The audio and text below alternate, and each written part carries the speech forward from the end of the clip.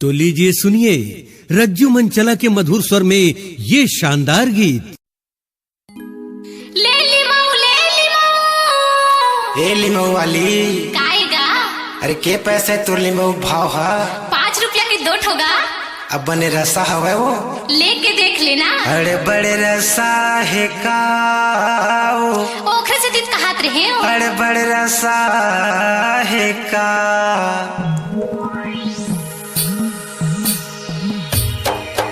अरे बड़े रसा है वो तुर गोल गोल लिमाऊ मरसा है। अरे बड़े रसा है वो तुर गोल गोल लिमाऊ मरसा है। अरे बड़े रसा हेगा मोर प्यूरा लिमाऊ मरसा है। अरे बड़े रसा हेगा मोर प्यूरा लिमाऊ मरसा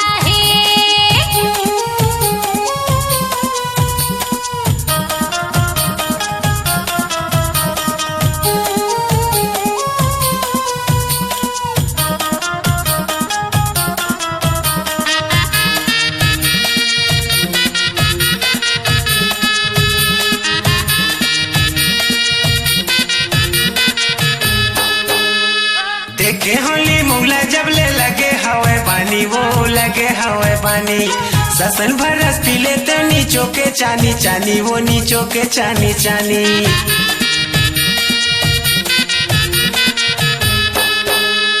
देखे होली मुगला जब ले लगे हवे पानी वो लगे हवे पानी ससन भरस पीले तो नीचो के चानी चानी वो नीचो के चानी चानी।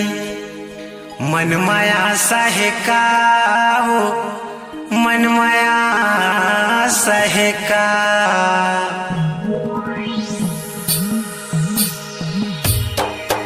हड़बड़ रसा है वो तुर गोल गोल लिमाऊ मरसा है। हड़बड़ रसा है वो तुर गोल गोल लिमाऊ मरसा है।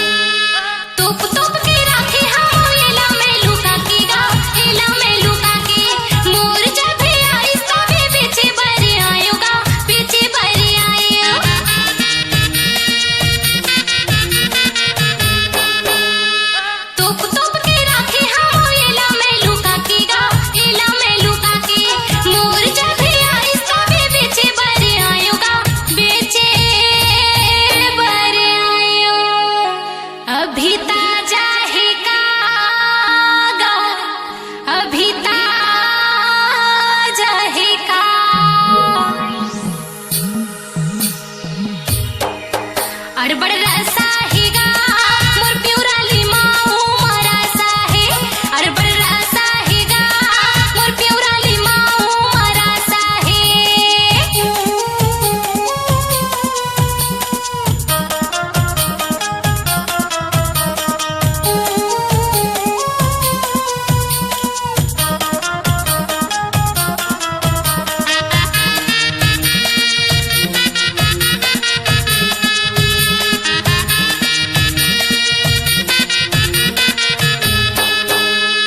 जेठ बैसाख के महीना गोरी गर्मी है भारी वो गर्मी है भारी एक बार रस पी ले तो कर जाती बीमारी वो कर जाती बीमारी।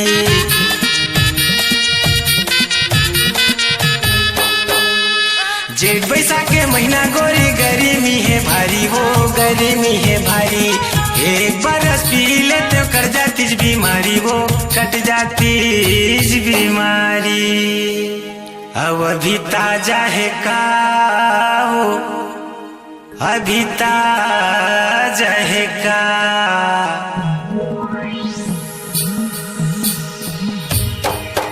अड़बड़ रसा है वो तुर गोल गोल लिमाऊ मरसा है। अड़बड़ रसा है वो तुर गोल गोल लिमाऊ मरसा है। अड़बड़ रसा हेगा मोर प्यूरा लिमाऊ मरसा है। अड़बड़ रसा हेगा मोर प्यूरा लिमाऊ मरसा है।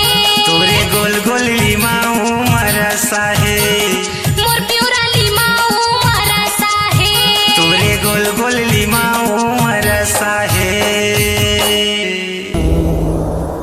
BL sound and DJ, BL sound and DJ जो गूंजती है पूरे कमरधा जिले में। डिजिटल रिकॉर्डिंग के लिए संपर्क करें कमरधा। Mobile number 9977818692।